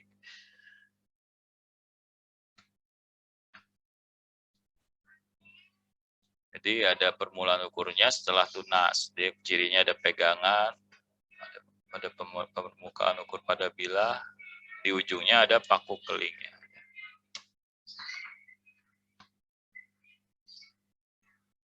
Persyaratan teknis ini juga sama ya, meter dengan pegangan harus memenuhi syarat pembuatan yang baik, berkesan baik dan kelihatan baru. Ini maksudnya gimana nih? Ya kita menilai menguji satu alat, menguji seseorang aja kalau udah pasangan misalkan, berkesan baik, kelihatannya baru, rapi, bersih gitu kan. Tingkat kepercayaannya bisa masih lumayan dari sisi penampilan gitu kan ya. Itu sebagai persyaratan teknis. Sama ini alat ukur juga gitu. Syarat pembuatannya baik, ya, kesannya berkesan baik, bentuknya kelihatan baru sehingga enak digunakan gitu kan, mudah. Ya mempermudah pengukuran itu sebagai persyaratan teknik, itu mempermudah kita melakukan pengukuran. Salah satu penemuan dari meter dengan pegangan seperti terlihat pada gambar tadi sudah. Meter dengan pegangan terbuat dari kayu, dilengkapi sampak pada ujung akhir. Ukuran ada garis panjang maksimum. Tunas yang merupakan ukur garis nol. Nah, kuncinya ada pada tunas garis nol tadi, kestabilan posisi nol. Nah, kalau di komparator 20 meter, kestabilannya itu yang agak rumit ketika ada beban, ya kan? Bergeser, kita mencocokkan kan tarik ulur ya. Kalau sekilas ya bedanya dengan sekalian besok nanti kita bahan ukur. Panjang 20 meter ditarik itu di sepanjang 20 meter, kemudian diberi beban. Kestabilan nolnya itu harus ibaratnya harus profesional ahli lah. Makanya perlu dicoba kalau orang belajar mobil, teorinya aja untuk stabilan nolnya itu tepat, itu belum dicoba. Saya coba sampai 2-3 kelompok waktu itu belum pandemi. Itu juga kadang gagal agak lama. Untuk bahan ukur yang 20 meter. Kalau 1 meter ya konstruksinya masih sederhana, tinggal taruh di komparator sidang dibandingkan titik ukur nolnya harus tepat. Dia terbaca berapa? Misalkan 1 meter dibandingkan di komparator sidang, tiba-tiba koreksinya 0,15 mm. Nah, BKD-nya plus minus 1 mm. Wah, masih masuk BKD. Udah selesai. Cara pengujiannya gampang gitu. Cuma tadi kan dibandingkannya itu kan 2 bahan yang berbeda. Berarti terkoreksi kan? Terkoreksi, alat terkoreksi oleh faktor suhu. Ya kan? Kalau standar terkoreksi cukup dari sertifikat kalibrasi sebenarnya cukup ya. Karena tadi kan sebelumnya standar itu sudah dikalibrasi dulu. Syaratnya sebagai standar ya dia sudah dikalibrasi. Jadi yang kalian baca misalnya bandingkan ya, standar baca 1 meter yang alat 1 meter kurang 0, sekian gitu kan. Yang kalian lihat itu masih dihitung lagi dari apa? Koreksi suhu, pemuaian bahannya, koefisien bahannya ya kan. Terkoreksi berapa dia? L sama dengan L0 1 plus delta T dikali koefisien. Nah, itu harus sudah ini ya. Nanti kita lihat contoh soalnya. Jadi yang kalian bandingkan tuh standar dan alat. Nanti saya coba buat yang lebih mudah lagi ya. Saya tadi belum sempat di sini nih, cuman lebih ke gambaran secara umum. Kita menerai itu kan mencari kesalahan, error. Berarti error itu alat dikurangi standar. Alat baca berapa, tinggal dibandingannya kayak kadang garis gitu kan. Dari titik nolnya harus benar-benar tepat. Ya, meter kayu posisinya sampai titik ukur yang kita uji. Dapatlah nilai error alat sekian, panjang sekian. Nah, itu dalam kurung aja kan, terkoreksi, standar terkoreksi, sertifikat kalibrasinya dia punya untuk 1 meter dia punya koreksi misalkan 0,15, kurangin 0,15, kalau dia kurangin di minus koreksinya, kalau plus ditambah.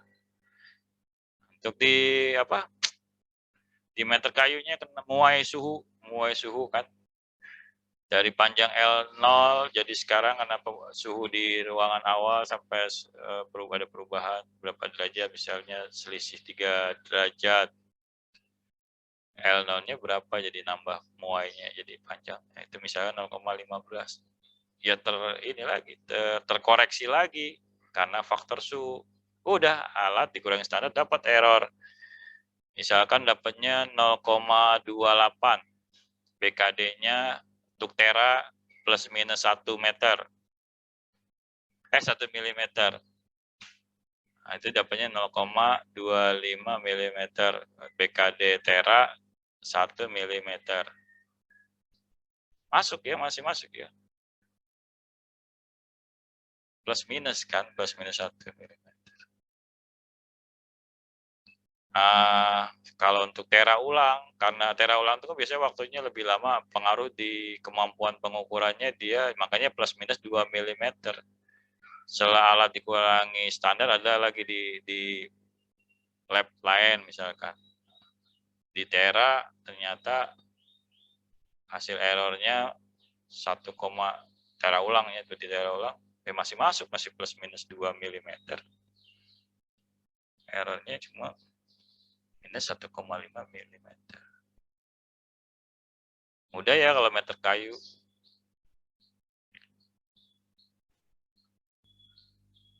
Belum volume lagi ada lagi. Hitungan volume, kepekaan leher volume. Ini bidangnya masih bidang panjang dan masih kelas ketelitian 3. Akurasinya kasar. Dibandingkan dengan komparasi sidang yang akurasinya sedang ya masih bisa lah. Nah, ini persyaratan teknis ada sebutan garis pada meter. Tadi saya langsung ke contoh soal tuh. Meter dengan pegangan harus diminyaki dan dipelitur atau dibiarkan tanpa ini dia persyaratan teknisnya harus dipenuhi sama dengan tadi meter kayu yang tanpa pegangan. Ya, jadi ada yang setengah meter dan ada yang 1 meter. Ini untuk yang ada pegangan, tebal dan lebar bilahnya 15 sampai 20. Yang dekat pegangan 11 sampai 13. Ada aturan standarnya yang harus sesuai dengan regulasi. Sampak punya tebal dan panjang tertentu juga ya. Ini harus dipenuhi sebagai persyaratan teknis.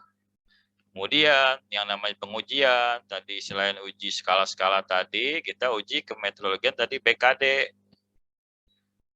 Batas kesalahan yang diizinkan.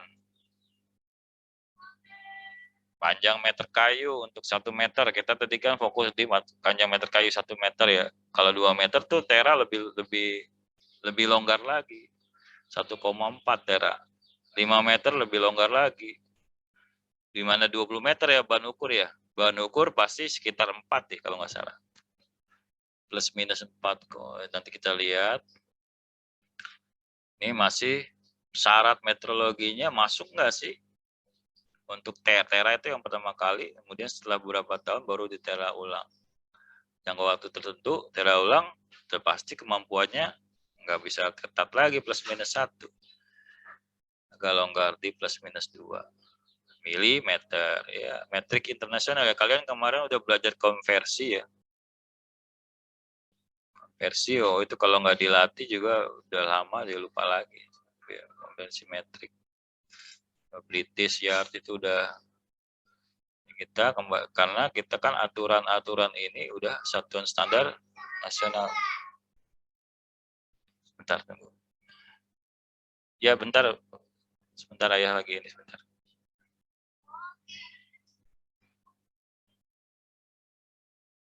Saya lagi keluar, saya minta makan. Kita lanjut batas salah tadi ya. Contohnya cukup ya itu ya tadi ya. Yang pasti kita mengukur panjang dipengaruhi dari bahan material.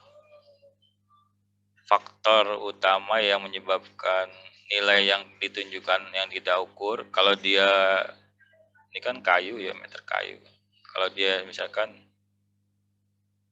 instrumen ukurnya, konstruksinya tadi ada transmisi ya, misalkan dengan ultrasonik ukur jarak misalkan. Ya mungkin faktor utamanya bukan cuma itu gitu kan. Bukan cuma muai panjang. Nah, ini karena ini kita sama sederhana, konstruksinya sederhana. Hanya alat ukur biasa, dia ada proses transmisi skala, itu transmisi sebenarnya. Ketika kita mengukur panjangnya di skala ini, yaitu transmisinya kita bisa lihat dengan membandingkan kesejajaran tadi mulai dari titik 0 yang stabil, ya kan? Dibandingkanlah tuh, tahu komparator sidang kan? Iya, Pak. Nah, ini kayak penggaris juga lah, cuma bahannya kan beda. Bandingan kiri kanan, titik 0 jangan lupa yang harus sejajar. Dapatlah ya, nggak mungkin beda jauh lah, pasti 1 meter itu nggak beda jauh lah 1 meter kan. Kalau kayunya bagus dan masih baru beli itu pasti 0, sekian itu koreksi errornya. Kalau koreksi kan ya kebalikan arahnya aja kan. Positif negatifnya beda. Cuman kita kan penerapan point of view-nya adalah errornya, kesalahannya adalah alat dikurangi. Yang alat yang baru tadi, meter kayu saya baru beli, ternyata tadi ukur ya 1 meter juga, tapi skalanya ini agak berimpit sehingga kelihatannya ini 0,1 milimeter nih errornya nih. Dapat kan? Nah, itu kalau tanpa pengaruh pemuaian meter kayunya. Nah, standar misalkan terbaca 1 meter tapi alat kurang 0,1 plus dia perubahan tadi karena pemuaian. Misalnya dapat 0,2 misalkan. Ya 0,1 ditambah 0,2, 0,3 jadi terkoreksi 0,3 errornya jadi 0,3 dan panjang 1 meter tadi untuk standar. Nah sekarang standarnya itu dipengaruhi oleh sertifikat sebelumnya dia dikalibrasi. Dia punya nilai berapa? Misalnya untuk 1 meter pada sidang dia ada hasil sertifikat hasil kalibrasinya tertera 0,25. Tadi kan 0,3 kan. Di 1 meter dikurangi 0,3 dulu. Tadi berapa yang di sertifikat standar 0,25 sekitar ya 0,25. Ya, terus di baru yang tadi yang 1 meternya meter kayu kan ada faktor pemuaiannya kan. Nah, di error masih enggak dia dalam batas BKD tadi 1 mm. Kalau masih dalam plus minus 1 mm, tera ulang sah. Kalau untuk tera 1 mm, kalau tera ulang 2 mm lebih longgar. Kemudian ini untuk ini yang dengan pegangan. Bedanya apa dengan pegangan? Sama 1 mm, setengah meter. Jadi cuma ada 2 ya, setengah meter dengan 1 meter. Kalau yang meter kayu tanpa pegangan 1 meter, 2 meter, 5 meter. Nah ini syarat metrologinya harus sudah hafal. Ya. Kalau dulu ujian kompetensinya malah kayak wawancara. Coba persyaratan metrologi meter kayu. Untuk tera berapa milimeter? Tera ulang berapa? Nah, yang dengan panjang. Ya saking mudah sederhananya udahlah nggak usah dicoba di alat ukur, kalian bisa. Nah, tapi nanti tetap kita coba. Ini saya agak sih misalnya pandemi gini ya praktikum ya. Komparasi sidangnya adanya di BPSDK. Beneran semua pakai itu gitu ya. Ya mudah-mudahan saya coba minggu ketiga, keempat kita coba nanti pengujian meter kayu dan ban ukur dengan komparator 20 meter. Pemeriksaan meter kayu dan jadi perlu pemeriksaan dilakukan untuk memastikan. Nah ini sebelum tadi kalian menguji pemeriksaan tadi sesuai. Udah cukup kalau udah sesuai dengan surat izin tipe, udah pasti deh garis skalanya nggak usah diukur juga. Ya tadi syarat-syarat sampah lebar sekian. Ya. Oh udah diuji duluan sebelumnya kan. Sebutan penurunan panjang juga sistem metriknya udah pasti nggak salah lah kalau udah diuji sebelumnya nih diperiksa ada nggak dia ada tanda nggak surat izin tipe dia ada tandanya tanda pabriknya khusus pada pemeriksaan untuk tera. Kemudian apalagi untuk pemeriksaan bengkok montir meter kayu diletakkan di atas caranya. Nah, ini juga nih ditanyakan nih di wawancara. Sebelum kamu uji kamu langsung uji gitu. Salah-salah namanya. Coba lah taruh dulu di bidang datar. Kelihatan bengkok enggak. Nah, kalau udah memuai dia pasti bengkok. Naruhnya sembarangan meter kayu dia pasti bengkok. Oke. Penomoran pada meter kayu bener enggak? Sebuah kita cek tuh. Sebutan semua garis skala diteliti dengan jumlah meter. Ini saya yakin nih, nanti kalau kalian tahu uji kompetensi nih sebelum penerapan ditanya syarat-syaratan teknisnya apa aja, persyaratan metrologi apa aja, itu udah bisa jawab lulus. Kayu di atas bidang datar yang sebelum skala dalam uji berdampingan. Nah, kan jadi harus berdampingan. Garis skala yang sesuai dengan dalam lajur yang berdampingan. Oke. Persyaratan alat ukur panjang sebelum penerapan. Ini udah sama ya. Oke, ini cuma sumbernya beda ini. Isinya sama ini. Lalu diproduksi dalam negeri harus memiliki label yang memuat merek pabrik. Label tipe harus melekat pada alat ukur panjang asal impor. Oke. Nah sekarang udah cara menguji. Saya buat yang umum aja cara melakukan pengukuran terkayu diuji dengan komparator standar kerja tingkat 3 1 meter.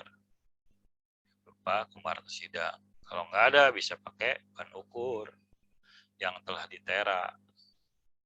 Ya tadi saya bilang kan di awal di pendahuluan, yang dijadikan standar itu adalah yang kita jadikan standar dengan catatan kemampuannya harus lebih baik, ban ukurnya harus lebih baik dari meter kayu. Dari ketelitian, readability-nya, bisa lihat kan skalanya kan, naik 1 mili sampai 1 senti itu berapa ketelitiannya? Ketelitian meter kayu berapa? Lebih teliti mana? Itu dari readability. Yang disebut unjuk kerja lebih baik itu dari berbagai sisi. Jadi readability yang namanya ketelitian. Nanti ada akurasi hati-hati ya. Akurasi itu ada yang plus minus, ada yang dia sebagai akurasi ketelitian. Nah itu harus dicek lagi. Kalau plus minus berarti itu udah ada ketidakpastiannya ya. Kalau ketidakpastian bandingkan dengan ketidakpastiannya. Misalkan dia udah punya nilai ketidakpastian sebelumnya dari pabrik, yang lebih bagus mana? Yang lebih kecil lebih baik. Ya, itu jadikan standar. Oke, ini yang pasti. Ini kan karena keadaan dia pakai ban ukur ya. Kalau penerahan tuh yang idealnya menggunakan yang sudah komparator standar kan sudah ini udah tingkatan standarnya sudah ada di peraturannya juga dan bisa dipertanggungjawabkan. Dan kerumitan metodenya juga semuanya dia bisa dijadikan standar. Harus menggunakan komparator standar kalau bisa. Komparator sidang 1 meter ya. Oke, ya ini model matematis perhitungan panjang meter kayu pada saat suhu 28. Itu tadi kuota dipengaruhi meter kayu, yang namanya kayu kan dipengaruhi oleh koefisien material bahan. Ya. Kemudian panjang komparator sidangnya plus CK ini adalah apa? Koreksi komparator. Jadi nilai koreksi yang ada di sertifikat dia terkoreksi plus apa terkoreksi minus? Masukkan. 1 meter ternyata di sertifikat kalibrasi terkoreksi minus. Pada saat pengukuran kalibrasi sebelumnya, dia udah dikalibrasi sebelumnya, 1 meter minus sekian. Masukin di sini. Sebenarnya, ini kan panjang komparator kan sebagai standar. Dia cukup dari sertifikat sudah bisa mewakili. Nah, kalau dari meter kayu, dari pengaruh koreksi dari apa pemuaian suhu. Nah, pengujiannya itu nanti gini kan, ketika membandingkan meter kayu dengan komparator sidang. Itu dilakukan beberapa ulangan, nggak cuma 1 meter kurang 0,1 mili. Pengukuran kedua sama enggak? Kalau sama itu ketepatannya bagus berarti. Karena ada nanti ada istilah ketepatan nggak berubah kan. Diukur pengukuran kedua atau 3 nilainya sama. Nah, untuk repeatability pengulangannya bisa juga dicari, kan? Kalau nanti arahnya ke profesi kalibrasi untuk mengevaluasi kalibrasi, ya SD-nya dicari itu juga bisa. Nilai SD sebagai sumber ketidakpastian itu repeatability salah satunya. Kemampuan baca dari ketelitian, resolusinya itu sebagai sumber ketidakpastian. Tapi kita fokus di PKD aja kalau untuk kegiatan penerahan. Lebih lengkap lagi bagus, ditambah evaluasi ketidakpastian. Tentukan sumber-sumber ketidakpastiannya. Ya kan? Ketidakpastian standar dia punya.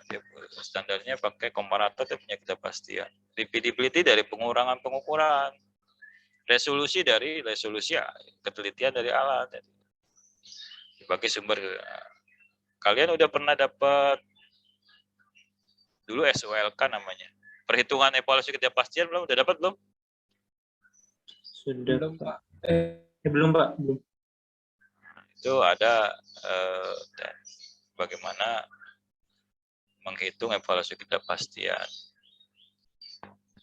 Nanti tadi pengaruhnya nanti di besar plus minus itu nilai evaluasi ketidakpastian. Kalau koreksi dan error ya pengaruh di nilai persimpangan terjauhnya berapa sih dia? Kalau timbangan punya limit performance dari koreksi terbesarnya berapa? Plus minus 95. Kalau mau lengkap, pengukurannya lengkap tuh sampai kayak gitu. Malah kadang-kadang kalau timbangan itu, wah ini sumbernya kurang nih.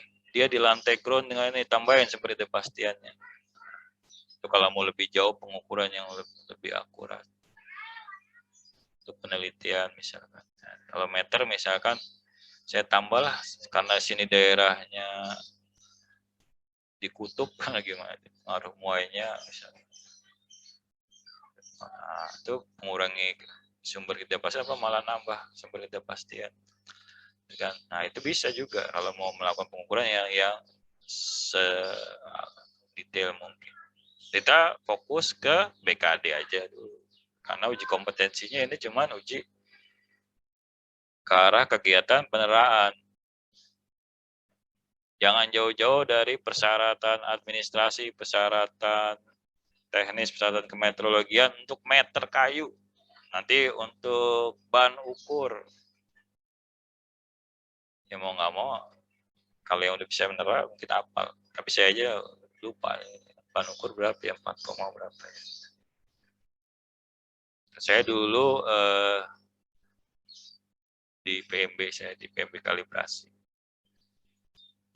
Karena penerang dengan kalibrasi itu sama sebenarnya, jadi ya mudah. Tinggal kita persyaratan-persyaratan yang sudah diatur itu supaya lebih familiar, apal, ya, seringlah dibuka-buka. Syarat-syaratan kemeteorologian, BKD-nya, bidang panjang, untuk meter kayu yang depan ukur. Dan besarannya beda lagi, volume. Ujinya juga bukan uji kebenaran aja kalau volume kan. Bukan leher banyak.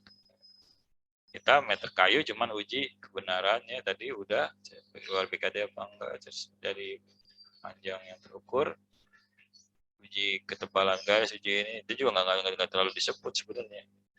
Ya dengan sendirinya kita kan skala itu ya, meter kayu itu kan skala itu ya garis-garis skalanya harus standar sehingga dia diujinya ya dengan tadi cukup melihat udah di izin tipenya udah belum, taruh di bidang sebelum pengujian, kemudian titik nolnya ya tadi kategorinya konstruksinya meter kayu sederhana, ada lebih konstruksinya agak rumit lagi, nanti kita coba nih komparator 20 meter dikasih beban pula kan, udah diukur panjangnya kasih beban, terus ada tambahan mikrometer. Dan kita masuk ke sana. Ya, berarti ada pemuaian untuk pengukuran panjang pasti pada saat di titik 28 derajat Celcius dan pada saat suhu terukur. LM pada meter kayu pada saat titik suhu di titik T dan pada komparator suhu di titik T. Oke. Ini instruksi kerja. Siapkan komparator 1 meter dan ukuran panjang yang akan diuji. Komparator 1 meter dapat digunakan untuk pengujian ukuran garis dan ukuran ujung. Jadi bisa ya kita nguji yang tadi persyaratan teknis tadi ya. Letakkan ujung ukuran panjang yang akan pada landasan ya, ada landasannya sejajar dengan komparator 1 meter. Ada landasannya sejajar titik. Pastikan garis skala 0 berimpit dengan garis skala 0 komparator. Nah, posisikan ujung ukuran panjang yang diuji tepat pada indeks yang terdapat pada komparator. Jepitlah ukuran panjang, nah, pokoknya sejajar, jepitlah ke nggak mudah tergeser dengan menjepit yang ada. Ya, lebih mengukurannya harus lebih meyakinkan. Geser posisi garis skala berimpit dengan garis geser, cek sampai dia posisinya sudah sejajar, dia terus baca garis berimpitnya apakah tepat di 1 meter apa enggak. Pasti agak mundur berapa skala atau agak naik berapa skala gitu. Posisi berapa mili dia. Kalau yang bagus sama 0 ya kan. Biasanya kalau meter kayu itu 0 bagus semua itu. Nggak bergeser sedikit. Kecuali yang udah tera ulang kan udah lama kan. Ya, ada yang bengkok juga itu meter kayu. Masukkan data tadi ke dalam serapan terus selanjutnya diolah ke dalam program. Ya, Sebenarnya cerapannya itu gini, kalau kita tahu ada prinsip, kayak saya tadi, saya dengan cerita, saya bikin ke cerapan itu bisa beda dengan lab lain. Tapi unsur-unsur pentingnya kita harus sudah tahu. Nah, nantilah kita bahas di praktikum, nanti akan diterangkan. Ada yang malah kadang bentuknya horizontal, ada yang vertikal. Itu hanya model di dalam dia membuat cerapan aja sih. Kadang-kadang malah membingungkan kalau bukan kita yang buat sendiri. Kita tinggal pakai, kita baca. Aduh, ini kolom apa ini? Gitu kan. Nah, apalagi ya saya yang dari kerja saya dua profesi ya, PMB kalibrasi dengan peneraan. Itu udah banyak blanko formulir kerja, modelnya macam-macam. Nah, kalau kita tahu prinsipnya, kita runut satu-satu. Ini hitung ini. Ini nanti tepatnya di praktikum ya. Tapi saya sudah sampaikan tadi secara lisan, mulai dari pemuaian suhunya di meter kayunya terkoreksi, kemudian dari sertifikat terkoreksi. Langsung angka, saya langsung angka contohnya. Padahal itu dihitung dulu. Panjang mula-mula jadi panjang sekian, berarti dia ada pertambahan panjangnya berapa nih? 0, sekian nih. Karena suhu kan. Tadi saya langsung angka gitu. Oke, kemudian kalau sudah sah masuk dalam tanda BKD 1 mm untuk tera ataupun tera ulang 2 mm, kasihlah dia, dibubuhkanlah pada sisi ini. Contohnya ya di foto ini contoh di sisi kosong di atas kayu diberi tanda ini sah ya kan. Kayu dekat permulaan, nah itu ada tunasnya, dekat permulaan ukuran garis nol, nah, cirinya ada tunasnya dan menghadap pada orang yang melihatnya. Ada aturannya ya. Bukan tanda tera juga ada aturannya. Tegak, ini bisa dibaca di SK Dirjennya. Kalau yang lupa baca lagi.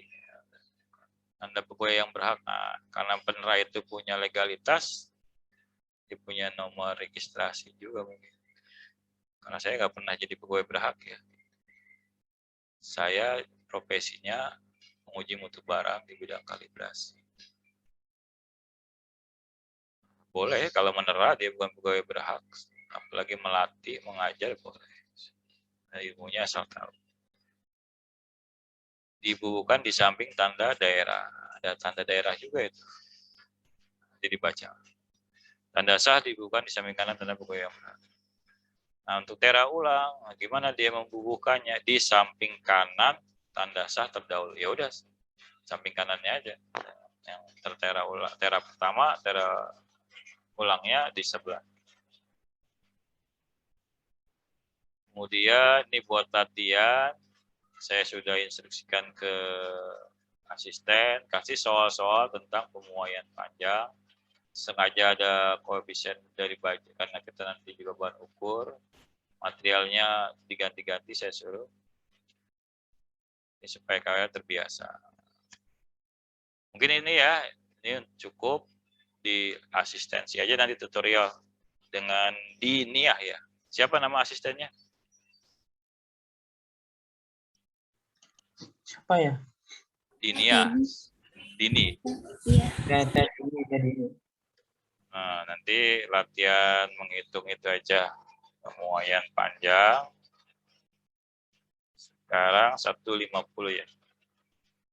Saya mau menunjukkan PP tentang tingkat kesulitan. Udah punya belum? Kalau nggak saya kirim nanti.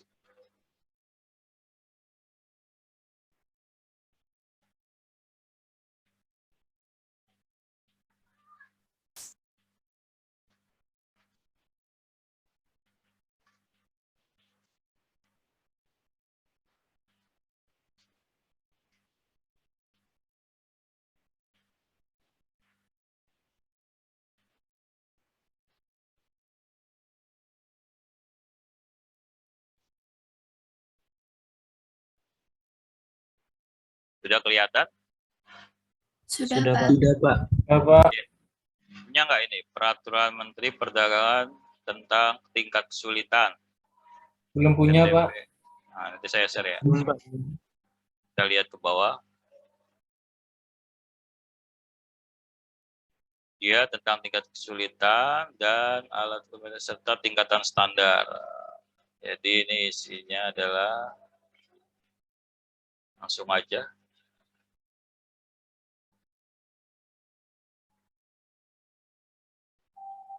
Kita lihat definisi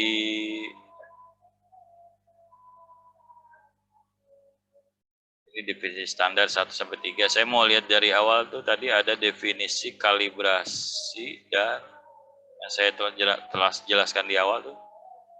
Kalibrasi dan pengujian. Ada di mana dia? Tadi apa? Definisi pengujian, ada yang bisa mengulang tadi? Pengertian definisi pengujian menurut kegiatan penerapan.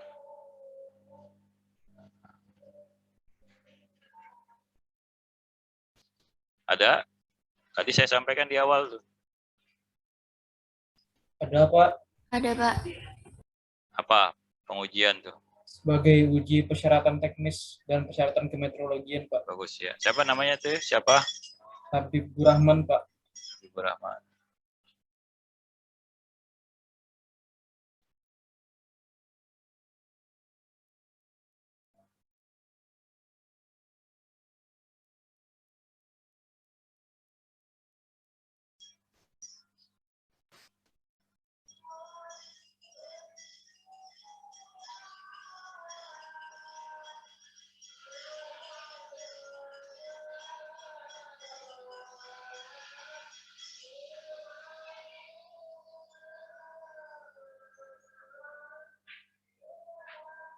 Kalian baca nih kalau nggak ketemu nih ini dia. Pengujian adalah keseluruhan tindakan yang dilakukan oleh penerap untuk memenuhi UTP standar yang sesuai dengan sifat meteorologis UTP. Ya diuji lah persyaratan teknis yang ada, sifat ukur konstruksinya dan sifat meteorologisnya. Nah, itulah pengujian. Ya menguji meter ukur. Ya tadi kalian harus bisa sampai ke BKD ini sah atau tidaknya dilihat dari sifat meteorologis dengan memperhatikan konstruksi dan sifat ukur dari meter kayu. Nah itu, antara bahan ukur juga gitu. Konstruksi umumnya dan sifat teknis dari bahan ukur, kemudian ada sifat persyaratan meteorologisnya. Dilihat dari konstruksi itu, nanti ada pakai mikrometernya juga, ada panjangnya 20 meter, beda dengan yang 1 meter komparatornya. Nah kalau kalibrasi dia sama ya, kegiatan ini mencari nilai dengan telitian dengan standar telitian yang lebih tinggi.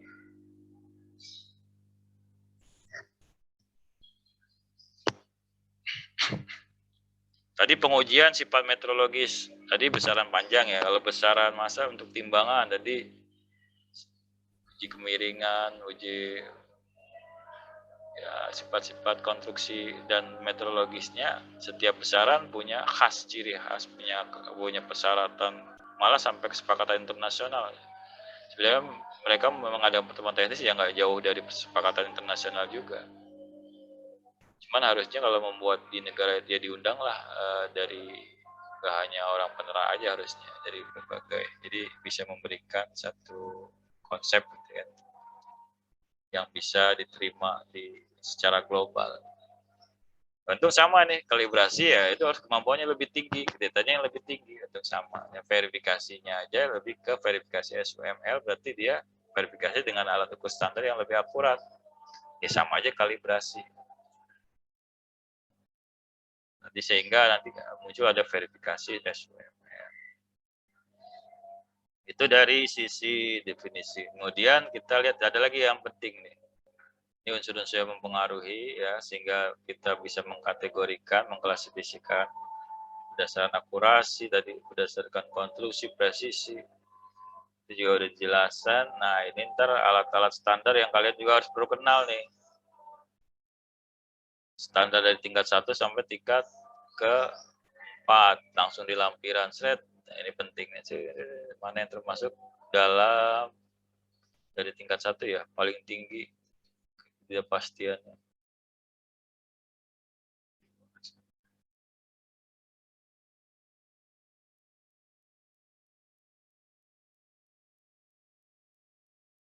Ini tingkat kesulitan, standar, saya nyari standar ya, standar di bawah. Standar tingkat 3. Ini enggak cuma besaran panjang ya, di PP ini semua besaran sudah dirumuskan ya. Dari standar tingkat 1 untuk panjang, laser interferometer, standar panjang X27, dia termasuk tingkat 1.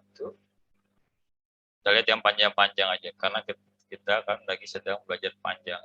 Angle block, meter H, dia tingkat 2. Micrometer mikroskop, komparator gauge block, kemudian measuring machine, nah ini udah panjang.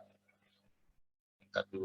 Terus kalian lihat konstruksi ya iseng-iseng. Karena tadi ya Rahma sering nyari referensi lain, yang lain tuh dicontoh tuh. Saya mau lihat konstruksinya, ya pilihlah salah satu. Ini terutama yang koordinat measuring machine nih, bagus nih instrumentasinya. Buat wawasan kalian, alat-alat dari yang ya tingkat standarnya. Kita lihat konstruksinya. Ini tingkat 3, akurat dan measure. Objek ukur gauge block mah udah ya gitu, konstruksinya udah punya nilai. Gimana ini perlu? Udah punya belum PP-nya? Di share di grup? Belum Pak, belum. Boleh Ya, Pak. ntar saya share ya. Ini ada komparator Van Becker, komparator 20 meter, dia nanti besok dia termasuk standar tingkat 4. Tapi tingkat kerumitannya lumayan juga. Ada yang di atas 20 meter juga loh. Oke, sekarang sudah pukul pas 12 ya. Ya mungkin itu ya. Cukup nih, cukup atau lanjut? Nanti lanjut di asisten tutorial aja ya. Iya, Pak. Iya, Oke. Pak. Baik, Mungkin Pak. itu dulu, cukup sampai di sini. Mohon maaf kalau ada salah dalam penyampaian. Besok kita masuk ke Banukur ya insya Allah ya. Banukur, ujian dan penguasaan. Terima kasih atas perhatian dan partisipasi mahasiswa sekalian. Assalamualaikum warahmatullahi wabarakatuh. Waalaikumsalam warahmatullahi wabarakatuh. Terima kasih, Pak. Selamat siang. Mohon izin.